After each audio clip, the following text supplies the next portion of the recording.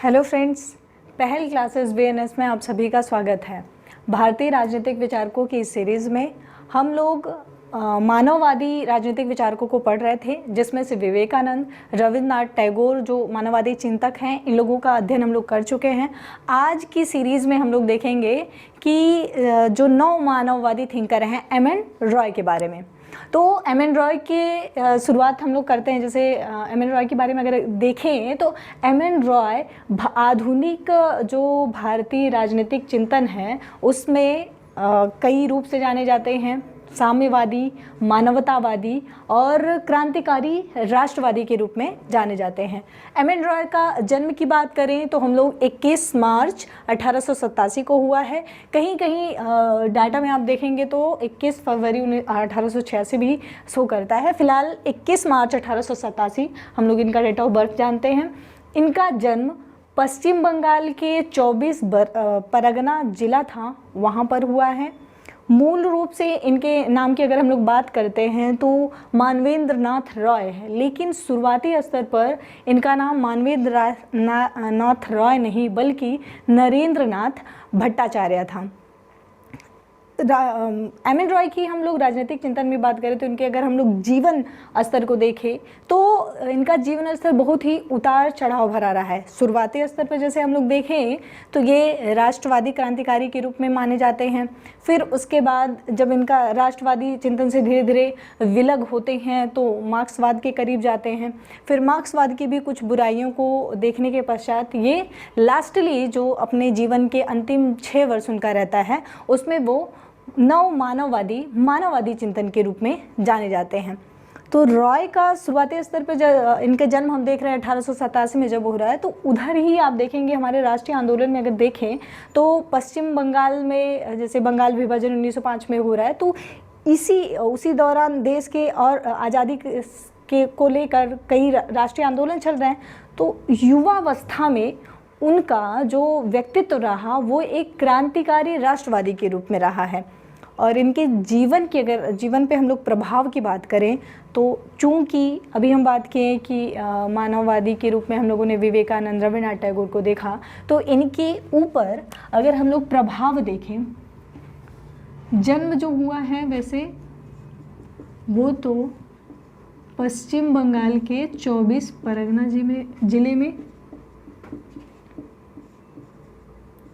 24 परगना जिला था, वहाँ पे इनका मूल नाम हम लोग देखें तो नरेंद्रनाथ भट्टाचार्य था।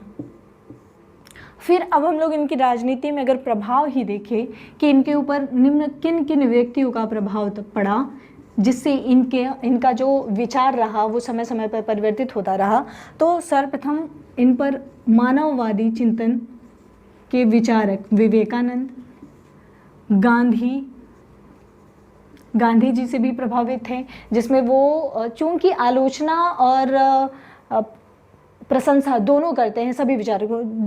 कुछ समय तक ये एक विचारधारा से जुड़ते हैं, फिर उनकी अच्छाइयों को देखते हैं तो उससे सबसे बात करते हैं, लेकिन जैसे ही इनका विचार उस विचारधारा से अलग होता है, उसमें कमियां दिखती है, उस विचारधारा को छोड़ करके ये दूसरी विचारधारा को अपनाए हुए। तो विवेकानंद से प्रभावित है, गांधी, अरविंदो, कार्ल मार्क्स, अरविंदो घोष उनसे भी प्रभावित हैं।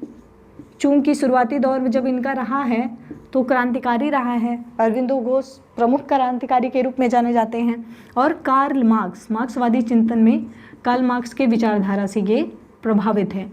तो स्पेशली ये तो रही बेसिक जानकारी। फिर हम लोग अगर इनके जीवन स्तर को बांटे तो मुख्य रूप से 3 चरण हम देखते हैं इनके जीवन को।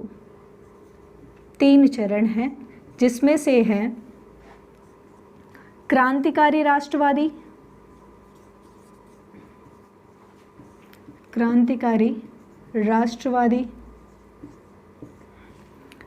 दूसरे स्तर पर जो द्वितीय चरण इनका रहा है वो मार्क्सवादी।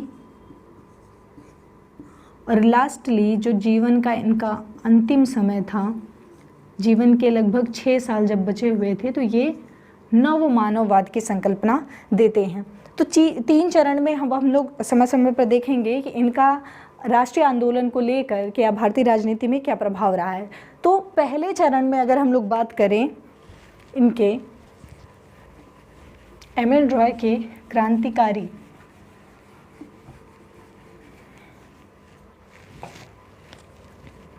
प्रथम चरण,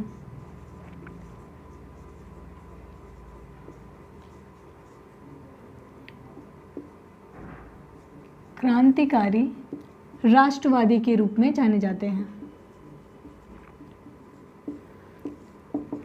तो जैसा कि हम लोग अभी देखें कि पश्चिम बंगाल की स्थिति को हम लोग देखें राष्ट्रीय आंदोलन में, तो इनका जन्म चूँकि पश्चिम बंगाल से जुड़े हुए हैं, तो उस दौरान 1905 में अगर लगभग इधर की टाइम पीरियड हम लोग देखते हैं तो पश्चिम बंगाल का बंगाल विभाजन होता है 1905 में, और उसी दौरान आप देखते हैं राष्ट्रीय आंदोलन की जो भूमिका रही है वो एकदम बढ़ चढ़ करके रहती है। तो उसी टाइम ये इनकी युवावस्था की एज रहती है, अपनी युवावस्था में ही वो क्रांतिकारी गतिविधियों को अपनाते हैं। तो उस जिसकी वजह से ये क्रांतिकारी राष्ट्रवादी के रूप में जाने जाते हैं। जैसे कि उधर आप देखेंगे कि देश को आज़ाद करने के लिए जो स्पेशली जो गर्मपंथी राजनीतिक विचारक थे, जो देश को आज़ाद करने की बात करते हैं, वो कहते हैं कि हम जैसे उदारवादी कहते हैं कि संवैधानिक पद्धति या विनय के माध्यम से हम धीरे धीरे देश की आज़ादी चाहते हैं। वहीं पर जो क्रांतिकारी उग्रवादी थे, जो हिंसा की बात करते हैं, वो कहते हैं कि नहीं, हिंसा हमें आज़ादी जो लेनी है वो आसानी से नहीं, बल्कि उसके लिए हमें क्रांति का प्रयोग करना होगा। तो उसी से रिलेटेड कुछ ऐसे संगठन संचालित हो रहे थे जो देश की आज़ादी के लिए कि हिंसा के माध्यम से स्पेशली हथियारों का एकत्रीकरण करते थे। उसमें आप देखेंगे तो उसी दौरान 2 गुप्त संस्थाएं चल रही थी, एक युगांतर समिति, मतलब सील करके थे, युगांतर सील, और अनुशीलन समिति, युगांतर और अनुशीलन समिति।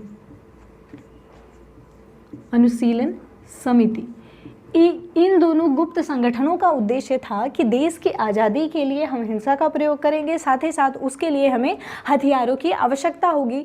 गुप्त रूप से इसके काम करते थे। तो एम.एन. रॉय भी इस समिति के, अनुशीलन समिति और युगांतर जो संगठन था, इसके सदस्य रहते हैं। और इसी के परिणाम ये संगठन समितियां जो थी वो चाहती थी कि हथियारों का एकत्रीकरण करने के लिए, जिस उद्देश्य से इसके जो मेंबर हुआ करते थे वो अलग अलग देशों में जा करके हथियारों का एकत्रीकरण करने का प्रावधान कार्य करते थे। उसी दौरान अभी आप देखेंगे कि हावड़ा शिवपुर षड्यंत्र केस होता है, जिसके परिणाम स्वरूप ही इनको, एम.एन. रॉय को 1 साल की सज़ा भी होती है। हावड़ा षड्यंत्र केस होता है जिसमें इनको सज़ा होती है। फिर उसके बाद ये वही संगठन से रिलेटेड होने के नाते हथियारों को लेने के लिए अलग अलग देशों की यात्राएं करते हैं। यहीं तक जब इनका जीवन चरण रहा है, तो हथियार को एकत्रित करने के लिए ही वो 1916 में सैन फ्रांसिस्को जाते हैं।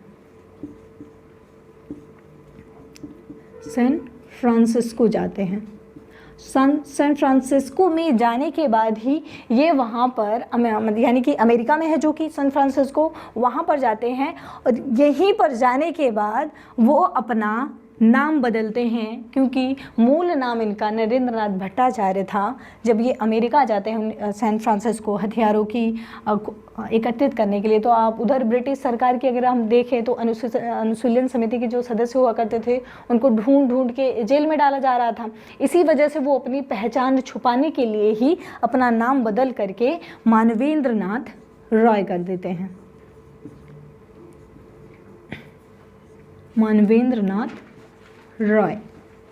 तो ये जो चरण रहा, स्पेशली इनका प्रथम चरण रहा, जिसमें इन्होंने देश को आज़ाद करने के लिए क्रांतिकारी गतिविधियां अपनाई, और उसके परिणाम स्वरूप इनको हावड़ा षड्यंत्र केस के तहत जेल भी जाना पड़ता है। फिर जैसे ही वो फिर अमेरिका चले जाते हैं हथियार को एकत्रित करने से, तो वहाँ पर इनका जो जीवन का क्रांतिकारी चरण था उससे विमुख होते हुए ये अपना दूसरे चरण में प्रवेश करते हैं, जहाँ पर द्वितीय चरण में ये हो जाते हैं मार्क्सवादी।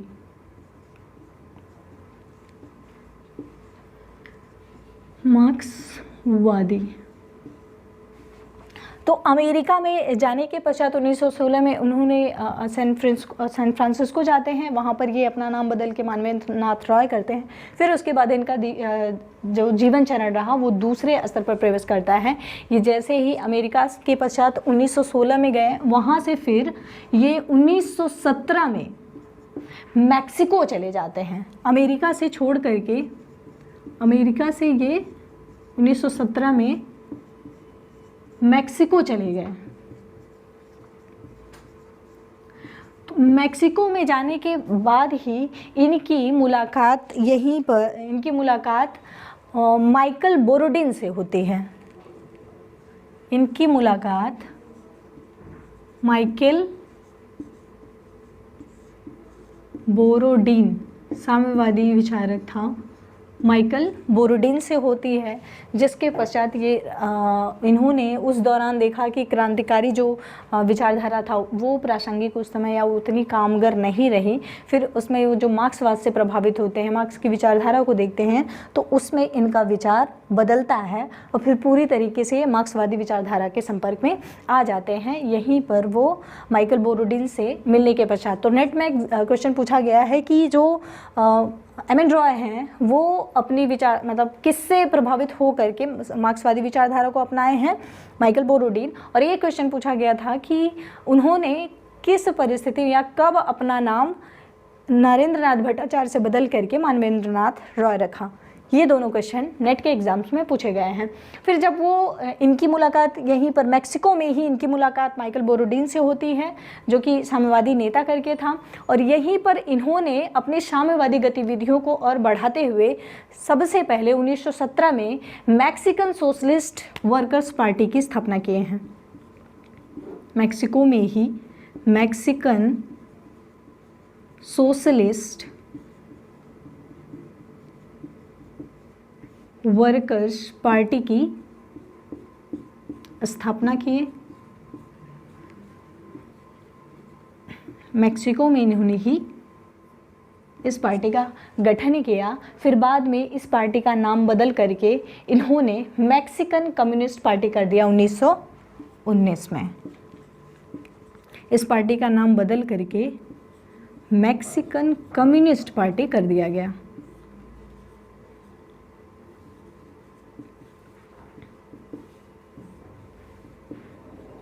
अब इधर की विचारधारा से, मार्क्सवादी विचारधारा से प्रभावित हो रहे हैं। फिर उसके पश्चात मार्क्सवादी विचार से प्रभावित होने के नाते 1925 में, इधर अगर हम लोग देखें तो 1925 में ही इन्होंने कम्युनिस्ट पार्टी ऑफ इंडिया का भी गठन किया है। 1925 में कम्युनिस्ट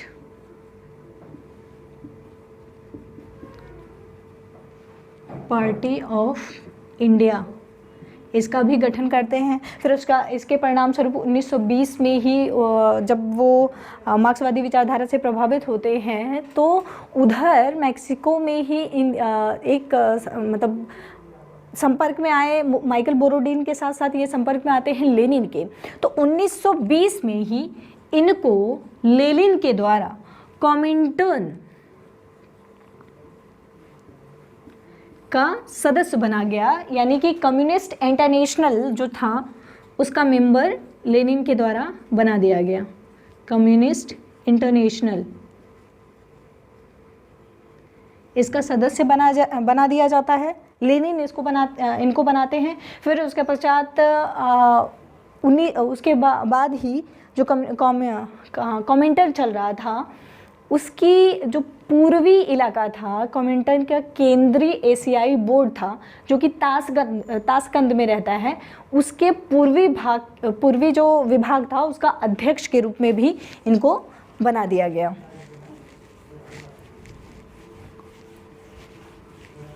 कॉमिंटर्न का एक चल रही थी संस्था, कॉमिंटर्न, इसकी संस्था चल रही थी केंद्रीय एशियाई बोर्ड करके, केंद्रीय एशियाई बोर्ड। इसके पूर्वी जो विभाग था, पूर्वी विभाग का अध्यक्ष भी बना दिया जाता है। तो 1920 में कॉमेंटर के भी मेंबर बनते हैं, और कॉमेंटर का चल रहा था केंद्रीय एशियाई बोर्ड जो उसका पूर्वी भाग था, इसके भी अध्यक्ष के रूप में बना दिया जाता है, और ये रहता है ताशकंद में। कॉमेंटर एशियाई जो इसकी स्थापना ताशकंद में हुई थी, उसके मेंबर के रूप में बनाया जाता है। फिर उसके बाद आप देखेंगे मुख्य रूप से जो लेनिन और एम.एन. रॉय की बात है, शुरुआती दौर में अगर हम लोग देखते हैं तो ये मार्क्सवादी विचारधारा से प्रभावित रहते हैं, लेकिन लास्टली इनकी लेनिन और रॉय की एक मामले पे बहस होती है, जिसमें मुख्य रूप से क्वेश्चन रहता है कि लेनिन और रॉय एक बहस के रूप में जाना जाता है इन दोनों का एक मुद्दे पर, जिसमें मुख्य रूप से ये माना जाता है जैसे कि शुरुआती दौर में तो ये मार्क्स के विचारधारा से प्रभावित रहते हैं, लेकिन लास्टली कुछ ऐसी गतिविधियां होती हैं या कुछ ऐसे कॉन्सेप्ट हैं जिसकी वजह से ये मार्क्सवाद से विमुख होते हैं। चूँकि लेनिन की एक थीसिस है, लेनिन की थीसिस है, उस थीसिस में उन्होंने कहा था, थीसिस का नाम है craft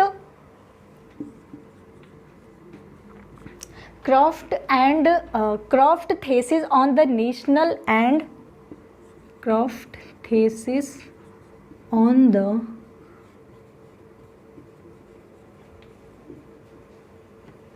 national and the colonial question.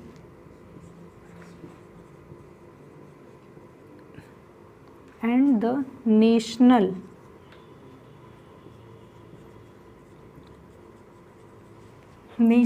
and colonial question. colonial question. Lenin की इस थीसिस में कहा गया कि जो उपनिवेश, स्पेशली उपनिवेशी जो देश थे, उपनिवेशी उन लोगों से इनका विचार है, ये कहते हैं कि जो देश उपनिवेश बनाए गए हैं, साम्राज्यवादी जो शक्तियां हैं, उनके खिलाफ अगर लड़ाई करनी है तो जो औपनिवेशिक देश हैं उस देश के अंदर के जो पूंजीपति वर्ग हैं वो ही उनका सहयोग लेना चाहिए राष्ट्रीय आंदोलन या देश को आज़ाद करने में।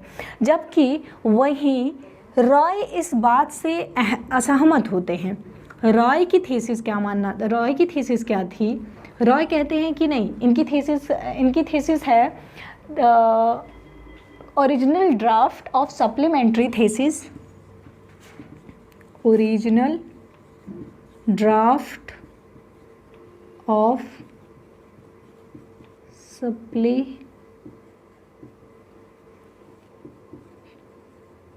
supplementary thesis on the national and colonial question. On the national and colonial question.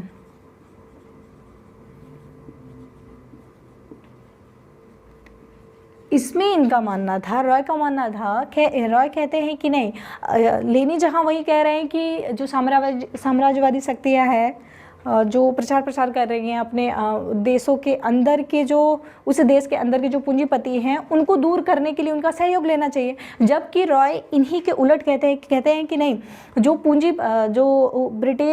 British सरकार जो है वो उस औपनिवेशिक देश के जो पूंजीपति हैं उनको अपने हित में उनको कुछ ऐसे लाभ या लालच दे दिए हैं जो उनके हित में कार्य कर रहा है, तो वो देश को आज़ाद करने में भूमिका अदा नहीं करेंगे। जो राष्ट्रीय आंदोलन चल रहे हैं उन पूंजीपति वर्ग से अलग होकर चल रहा है, तो उनको शामिल करने के पक्षधर लेनिन रॉय नहीं थे। जबकि वहीं लेनिन इस विचारधारा के अपोजिट कहते हैं कि वहाँ के देश के पूंजीपतियों को शामिल करना चाहिए।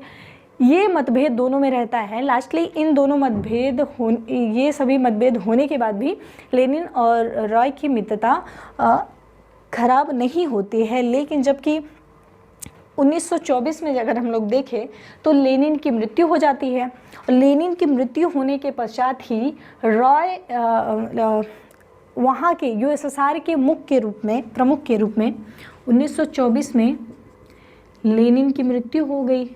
फिर लेनिन की मृत्यु के पश्चात ही वहाँ पर यूएसएसआर के प्रमुख के रूप में आते हैं स्टालिन।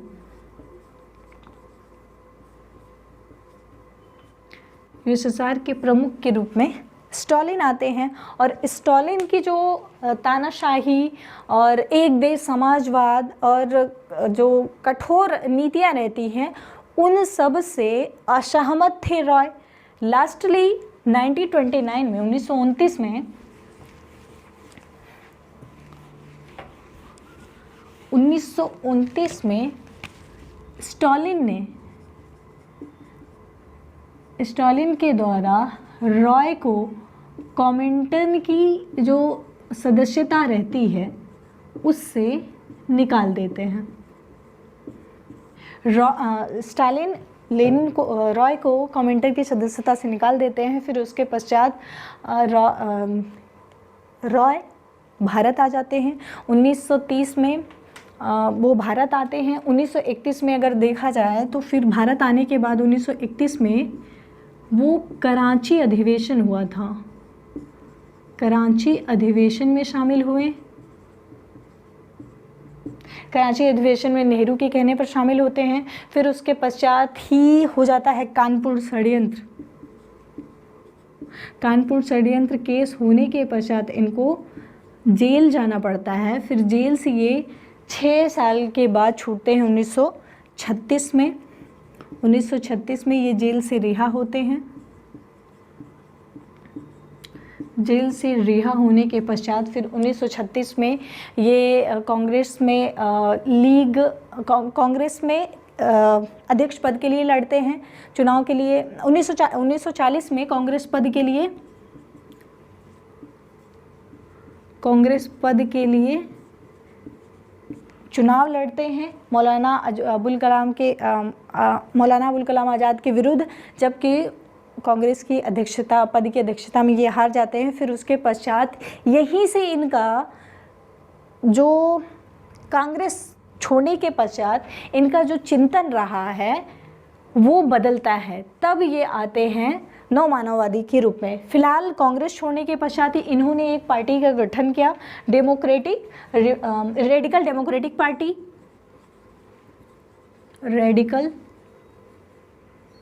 Democratic party. कांग्रेस को छोड़ने के पश्चात रेडिकल डेमोक्रेटिक पार्टी की स्थापना करते हैं और इसी को अपना राजनीतिक दल बनाते हैं और इसी में वो अपना संगठित लोकतंत्र का सिद्धांत प्रस्तुत करते हैं और यहीं पर उग्र लोकतांत्रिक दल के रूप में उन्होंने अपनी जो विचारधारा रही है उसको बढ़ाते हैं और वैज्ञानिक राजनीति की बात करते हैं स्पेशली। और इसमें अगर हम लोग देखते हैं 1931 में उन्होंने लीग ऑफ रेडिकल कांग्रेसमैन का भी गठन करते हैं जब 1936 में जब कांग्रेस में शामिल होते हैं। फिर यहीं से उनका कॉन्सेप्ट बदलता है और वो अपना जो स्पेशली वहाँ से आने के बाद जब भी वो मैक्सिको से वापस लौट के आते हैं तो वो मार्क्सवाद से भी उनका जुड़ाव हटता है। फिर उसके पश्चात वो विचारधारा उनकी बदलती है। फिर लास्टली जो तीसरा चरण उनका रहा है, तृतीय चरण जीवन का रहा है, वो तीसरे चरण में टोटली हो जाते हैं नव मानववादी। ठीक,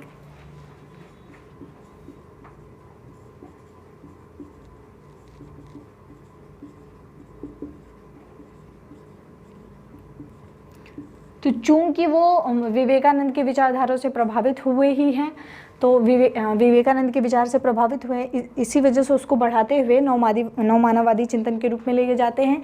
जो मानववाद की संकल्पना है वो ये है कि जब हम लोगों ने विवेकानंद और रविन्द्रनाथ टैगोर को पढ़ा तो उसमें वो लोग मनुष्य को ही सभी बातों का केंद्र मान लेते हैं, सभी राजनीतिक, आर्थिक, सांस्कृतिक सभी क्षेत्रों की एक धुरी के रूप में मनुष्यों को ही रखते हैं। तो वही कॉन्सेप्ट ये भी अपनाते हैं और न्यू ह्यूमनिज्म की संकल्पना दिए हुए हैं। लास्टली अपने जीवन के अंतिम समय तक उन्होंने नव मानववाद की संकल्पना को ही प्रचारित किया। फिर उसके बाद हम लोग अब देखें विचार स्पेशली, तो ये तीनों हम लोग चरण देख लिए कि कैसे समय समय पर उनका अलग अलग विचारधारा से जुड़ाव कटा और लास्टली जीवन के चरण में वो नव मानववादी हो गए।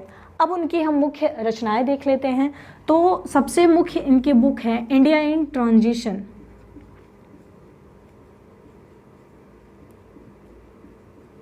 इंडिया इन ट्रांजिशन, इसमें वो इनका महत्वपूर्ण बुक है जिसमें वो विचार दिए हैं कि भारत की संक्रमणकालीन स्थिति, उसमें उन्होंने बताया कि देश में जो राष्ट्रीय आंदोलन चल रहा है उसमें जो तरीके अपनाया जा रहे हैं वो किस हिसाब से कौन कौन से गलत है उनकी आलोचना की है, और उसमें वो अपना सुझाव भी देते हैं कि देश राष्ट्रीय आंदोलन में किन लोगों को, या क्रांति जो हो रही है उसमें किन लोगों की भूमिका होनी चाहिए। फिर उसके पश्चात इनकी बुक है India's problem and their solution, India's problem and their solution, ये भी इनकी 1922 में ही आई हुई है, 1922 में। फिर उसके बाद 1 year of non cooperation,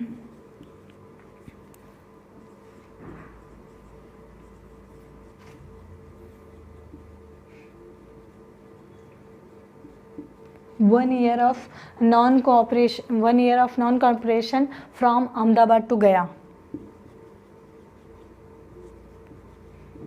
Ahmedabad to गया। इस बुक में उन्होंने जो गांधी जी हैं, गांधी जी के जो 1 वर्ष का असहयोग वर्ष है उसमें अपना कॉन्सेप्ट दिए हैं, और उसमें गांधी के द्वारा जो उस दौरान नीतियां अपनाई गई हैं उसकी प्रशंसा करते हैं। फिर उसके बाद the future of Indian, the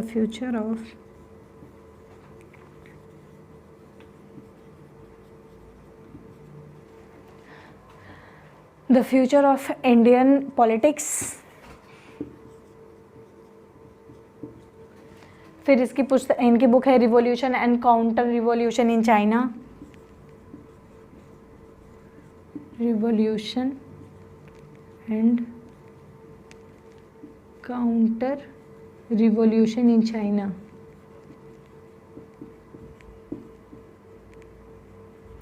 revolution and counter revolution in China, ये आई है 1930 में, 1930 में। फिर उसके बाद हम देखें तो इनकी बुक है scientific politics,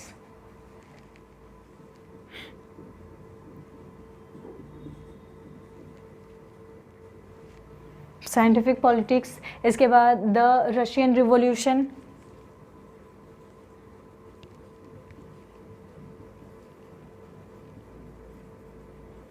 the Russian revolution. इसके अलावा इनकी कई सी बुक्स है, science and philosophy, reason romanticism and revolution, फिर politics, power and parties, war and revolution. ये इनकी मुख्य बुक्स हैं जो कि इम्पोर्टेंट हैं। इसमें अलग अलग बुक्स में इन्होंने अलग अलग विचार और कॉन्सेप्ट दिया है, जिसमें 1 ईयर नॉन कोऑपरेशन में बताया ही हम कि वो गांधी जी के द्वारा अपनाई गई नीतियों की प्रशंसा भी करते हैं। फिर इसमें वो इंडिया इन ट्रांजिशन में जो उनकी परिस्थिति रही है, भारत में जो समस्याएं हैं उसका उल्लेख किए हुए हैं। और इसके अलावा ही इनका देखें तो एक समाचार पत्र भी है, समाचार पत्र है, उसकी शुरू में सर्वप्रथम ये समाचार पत्र 1937 में आया है, इंडिपेंडेंट इंडिया करके साप्ताहिक पत्रिका थी, लेकिन इसको लास्टली 1949 में रेडिकल ह्यूमनिस्ट कर दिया गया। 1949 में इसको रेडिकल ह्यूमनिस्ट नाम बदल कर दिया गया। ये उनकी पत्रिकाएं थी। फिर अब हम लोग मुख्य रूप से इनके सभी बुक्स और कॉन्सेप्ट देखें। अब बारी बारी हम इनके विचारों को देखेंगे कि वो कौन सी संकल्पना है जिस पे इन्होंने अपना विचार प्रस्तुत किया है। तो सबसे पहले इनका हम देखते हैं भारत में जो क्रांति की संभावनाएं हैं उस पे क्या विचार प्रस्तुत किए हैं अपनी बुक इंडिया इन ट्रांजिशन में।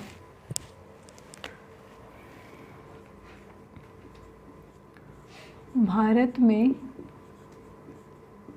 क्रांति की संभावनाएं।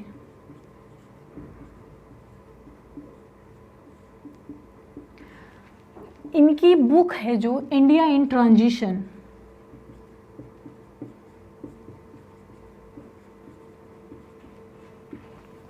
इसमें वो भारत में क्रांति की होने वाली क्रांति की जो विशेषताएं हैं उसके बारे में बताया। और स्पेशली इस बुक में उन्होंने भारत की जो राजनीति रही, क्रांति रही, उसका समाज शास्त्रीय अध्ययन करते हैं।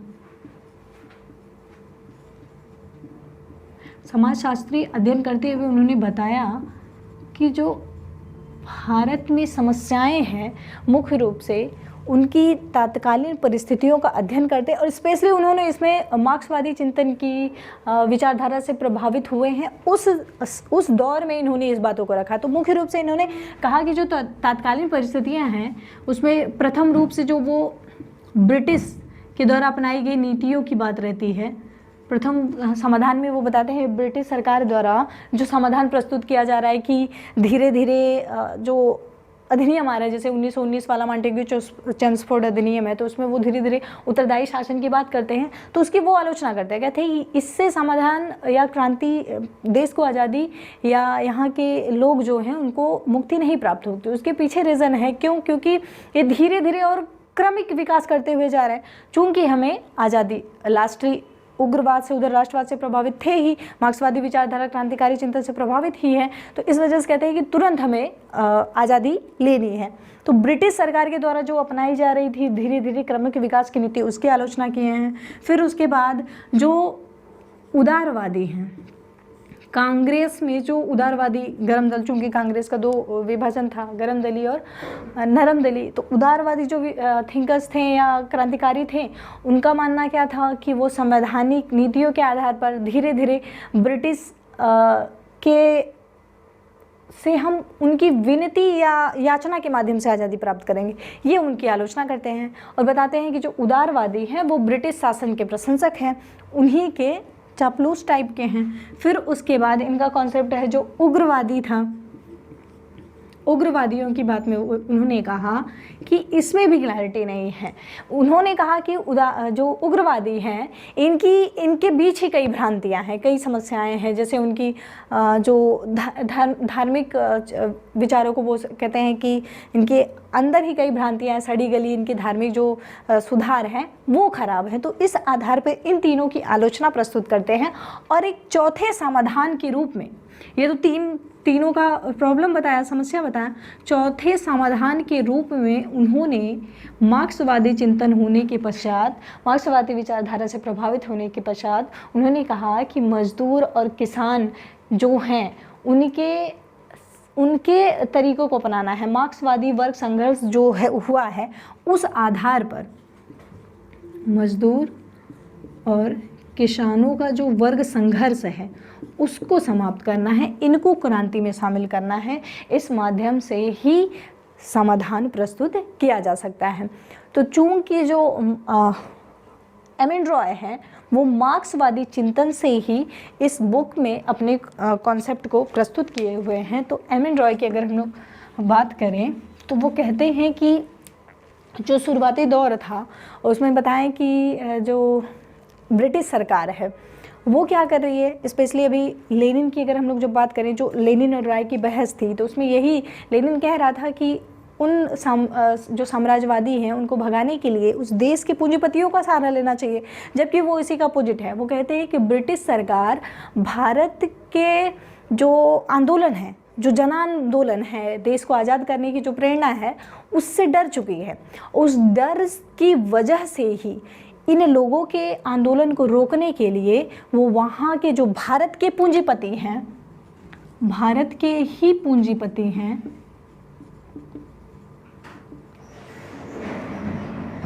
भारत के जो पूंजीपति वर्ग है उसको कुछ स्पेशली रियायतें दे दी, कुछ छूट प्रदान कर दी है और छूट प्रदान करके उसको अपने पक्ष में करना चाहते हैं।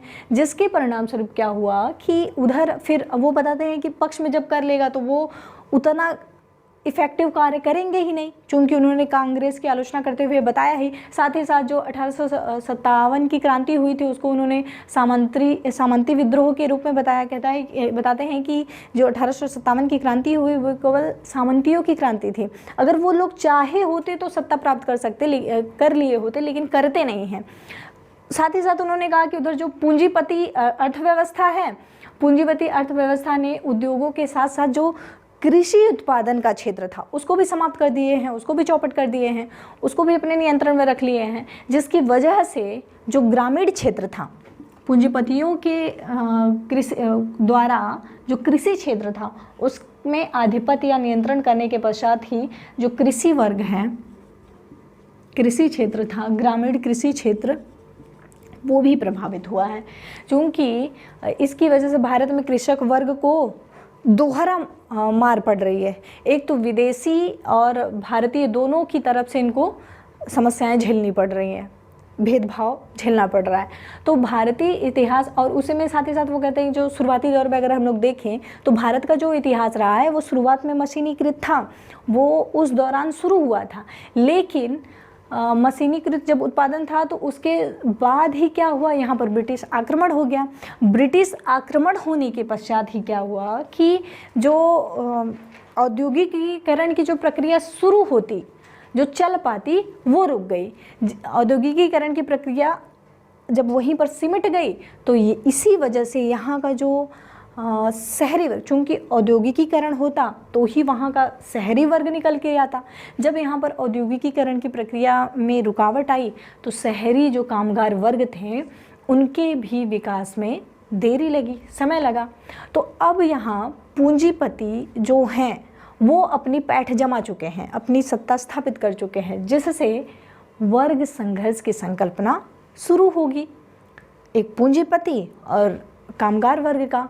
तो यही जो वर्ग संघर्ष की समस्या जहाँ से उत्पन्न हुई, तो यही संघर्ष उसके ये तो संघर्ष एक है ही, और उसी दौरान वो बताते हैं कि इसी के साथ साथ, मतलब जो वर्ग संघर्ष है, वर्ग संघर्ष के साथ साथ ही जो देश के आज़ादी वाला संघर्ष है, वर्ग संघर्ष के साथ ही जो देश के आज़ादी का संघर्ष है, वो दोनों अब साथ साथ चल रहे हैं। कृषक, मजदूर और जो देश की आज़ादी वाले, वो देश को आज़ाद करने वाले जो समर्थक हैं, राष्ट्रीय स्वतंत्रता की जो संकल्पना है, वो साथ ही साथ चल रही है। तो इसी पर उन्होंने कहा, राय आगे बताते हैं, कहते हैं कि भारत का जो भविष्य है वो अब बड़े बड़े उद्योगों पर भी निर्भर है, क्योंकि औद्योगिकीकरण हो गई, पूंजीपति अब आ गए हैं, तो वो अब जो भविष्य है निर्भर करता है वो उद्योगों पर ही निर्भर कर रहा है। यानी कि औद्योगिक उन्नति से, औद्योगिक जब विकास होगा उससे कामगार जो वर्ग होगा, यानी कि मजदूर जो वर्ग होगा, उसकी संख्या बढ़ेगी, और जब उनकी संख्या बढ़ेगी उसी से ही भारत को आज़ादी दिलाने के लिए मजदूर और किसान मिलकर, अब चूँकि वर्ग संघर्ष उत्पन्न हो गया है, तो जब औद्योगिकीकरण हुआ है तो यहाँ पर मजदूर वर्ग का भी उदय हुआ। मजदूर वर्ग है, और साथ ही साथ जब जो पूंजीपति आए तो उससे कृषि जो वर्ग था, कृषक जो वर्ग था, वो भी चौपट हुआ है, उनकी भी समाप्ति हुई है। तो ये दोनों अब मिल करके जो राष्ट्रीय आंदोलन है उसमें अपनी भूमिका अदा करेंगे। तो साथ में मिल करके पूंजीपति से लड़ने के लिए मजदूर वर्ग, कृषक वर्ग मिल करके ही आज़ादी प्राप्त करवा पाएंगे। यानी कि ये दोनों मिलकर संघर्ष के प्रति सजग होंगे और देश संगठित होकर, मतलब ये दोनों वर्ग संगठित होकर देश की आज़ादी में अपनी भूमिका वहन करेंगे। तो अब की आज की क्लास में इतना ही। आज हम लोग इंट्रो के रूप में और उनका जो भारत में क्रांति की संभावना है उसके बारे में अध्ययन किए। अगले की क्लासेस में हम लोग उनका जो लोकतंत्र, गांधी की विचारधारा का जो आलोचना किए हैं, मार्क्सवाद की भी आलोचना करते हैं, कुछ कमियों को, अच्छाइयों को स्वीकार करते हुए, और फिर जो नव मानववाद की संकल्पना है उसको देखेंगे। आज के लिए बस इतना ही। धन्यवाद।